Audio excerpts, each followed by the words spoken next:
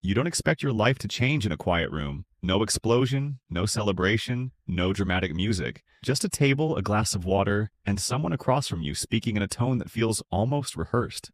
They slide a folder toward you. Inside it is everything, though not in the way you imagined. There are no stacks of cash or a single number that suddenly frees you. Instead, there are documents, structures, and names of entities you have never heard of. The pages feel heavier the longer you look at them. You skim at first, waiting for the part that makes sense, waiting for the number that tells you your life is now different. But the number does not come. Instead, there is a sentence, and it is simple and clinical. You are now the majority owner of a bank. For a moment, it does not land. It feels abstract, like owning shares in a company you will never think about, something distant and manageable. Then the explanation begins. This bank holds deposits, thousands of them, maybe more, savings accounts, salaries, and retirement funds. Money that people trust will still be there tomorrow. And suddenly the room feels smaller, because you realize this is not money you have inherited. It is responsibility, and it is risk, and it is other people's lives, quietly placed in your hands without them ever knowing your name. You look back down at the folder. Nothing about it feels like freedom. At first, it sounds like winning. That is the only way your brain knows how to process it. A bank means money, and money means freedom. You picture accounts that never run dry and decisions you will never have to think twice about. You imagine a life where limits quietly disappear. You think about what people will say when they find out. There is a certain weight to it, a kind of status that does not need to be explained. Owning a bank sounds like the highest form of financial security, like you have stepped behind the curtain and now control the system itself. And for a moment, it feels clean and simple.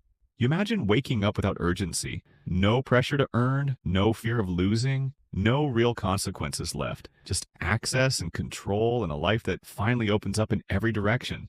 It feels like you have skipped something, like you have bypassed the years of effort and uncertainty that everyone else has to live through. And beneath all of that is a quiet assumption that settles in without resistance, that this is yours, that it is all yours, that whatever sits behind those documents now belongs to you in the way money is supposed to belong to someone. It is a comforting thought, and it is completely wrong.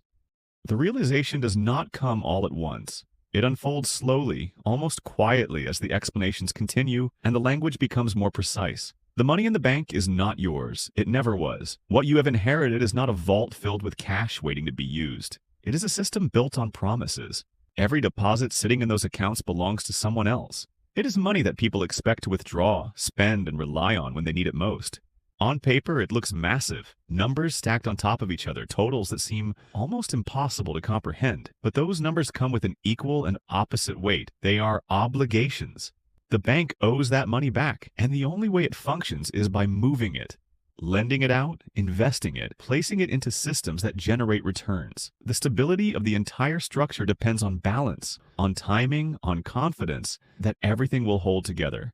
You begin to understand that what you actually control is not wealth, but risk. Every decision shifts something. Every approval, every denial, every strategy carries consequences that are not always immediate, but are always real.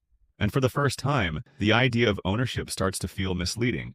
Because you are not holding money. You are holding responsibility for money that is not yours, and a system that only works as long as people believe it will. At first, the power feels distant. Nothing changes overnight. The buildings are still there, the employees still show up, and the systems continue running as if nothing has happened. From the outside, everything looks stable, almost ordinary. But then you begin to see what sits beneath it. Every application that comes in passes through a process that now leads in some indirect way back to you. A loan approved means a business opens, a house is purchased, a life moves forward. A loan denied means something else entirely, something quieter, but just as real. You are not speaking to these people. You will never meet most of them. And yet, your decisions shape outcomes you will never see. It is not dramatic. There are no moments where it feels like you are actively changing someone's life. It happens in spreadsheets and reports and conversations filled with numbers and projections. But the impact is constant. You start to notice the scale of it. Hundreds, then thousands of decisions, each one small on its own, but together forming something much larger. Entire communities can shift based on what the bank chooses to support and what it chooses to avoid. And with that awareness comes a discomfort that is hard to ignore, because the system is not built to ask what is fair. It is built to ask what is sustainable, what is profitable, and what is safe.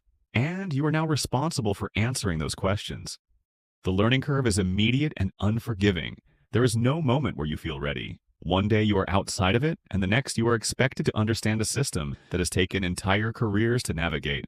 The language alone feels like a barrier, filled with terms that sound familiar but mean something far more specific than you realized. You sit through meetings where people speak with confidence, moving quickly through ideas, risks, and strategies. They look to you at certain moments, not for answers yet, but for acknowledgement. It is a subtle pressure, but it builds. You begin to study everything: reports, balance sheets, regulatory requirements. You ask questions, then more questions, trying to trace how everything connects. The deeper you go, the less simple it becomes. What unsettles you most is not the complexity, but the fragility. The system works, but only under the right conditions. It depends on timing, on behavior, on assumptions that people rarely think about. A shift in one area can ripple outward in ways that are difficult to predict. And then there is trust. You are surrounded by people who understand this world far better than you do, and yet you are the one expected to make the final call. You have to decide who to rely on, whose judgment carries weight, and when to question what you are being told. There are moments where you almost make a decision too quickly. Moments where you catch something just in time. Small things, but enough to remind you that mistakes here do not stay small. They compound. And slowly you begin to understand that this is not something you will ever fully master. It is something you will have to learn to carry. The first real scare does not come with warning. It starts small, almost easy to dismiss. A few unusual withdrawals, a shift in numbers that someone flags but does not seem overly concerned about. There is no urgency yet, just a note that something feels slightly off. Then it grows. More accounts begin to move, larger amounts. Conversations become shorter, more direct. The tone in meetings changes in a way that is hard to describe but impossible to ignore. Someone mentions the word liquidity, and suddenly everything sharpens. You begin to see how quickly confidence can turn. A rumor, a piece of news, a single moment of doubt spreading faster than anything you can control. People do not wait to understand the system. They react to the possibility that it might fail. Withdrawals accelerate. Numbers that once felt stable begin to shift in ways that feel almost violent. What looked like a solid structure now reveals how much of it depends on people not acting all at once. And that is the realization that settles in. The bank does not hold enough cash for everyone. It never has. It was never designed to.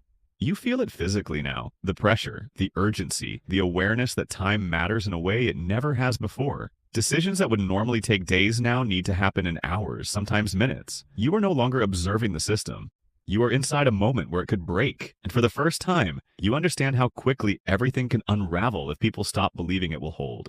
You realize very quickly that this is not something you can talk about. Not honestly, at least. You cannot explain the risks without creating fear, and you cannot share uncertainty without making it worse. Even a small hint of doubt said to the wrong person can spread in ways you cannot control. So you stay careful. Conversations become filtered, then guarded, then quiet. Friends and family still see the surface of it, the idea of success, the assumption that everything is secure. There's no simple way to explain what this actually feels like. And over time, something shifts. You stop sharing, not because you want to, but because you have to. The decisions start to feel heavier, not because they are unclear, but because they are clear in the wrong way. You can approve a loan that helps someone move forward, but increases risk in a way that could hurt thousands later. Or you can deny it, protect the system, and quietly close a door on someone who needed it. There is no version where everyone wins. Every choice becomes a trade-off between stability and opportunity, between caution and consequence. You begin to understand that fairness is not something the system is designed to guarantee. It is something you have to define, and whatever you choose, someone pays for it. Over time, the way you think begins to change. It happens gradually, almost without notice. You stop reacting to stories and start reacting to patterns. Situations that once felt personal begin to look like variables, like inputs that lead to predictable outcomes.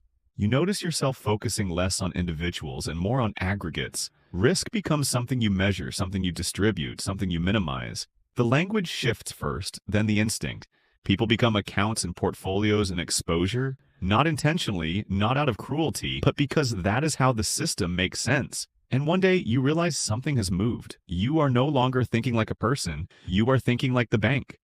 With time, the system starts to feel less foreign. What once felt overwhelming becomes familiar, then intuitive. You begin to see how small adjustments ripple outward, how interest rates, lending criteria, and timing can influence outcomes far beyond what is visible. There is a quiet kind of power in that, not loud or obvious but persistent. The ability to shape direction without being seen, to guide flows of money in ways that affect entire sectors, entire communities. You understand now why banks rarely appear at the center of things, even when they are, because influence works best when it does not announce itself. And once you see it, you cannot unsee it. In the end, the idea of inheritance feels different. You did not receive something to spend or escape with. You stepped into something that was already moving, already carrying weight long before you arrived. What you hold is not wealth in the way you once imagined. It is responsibility, sustained over time. It is risk that never fully disappears. It is influence that extends further than you can ever fully see. And the strange part is not how much control you have. It is how little freedom comes with it, because the more you understand the system, the more you realize you cannot simply walk away from it. You think back to that quiet room, the table, the folder, the moment it all began. It felt like something had been given to you. Now you understand. Nothing was given. You stepped into something that was already there, and somewhere along the way, without realizing it, you stopped owning the bank, and the bank started owning you.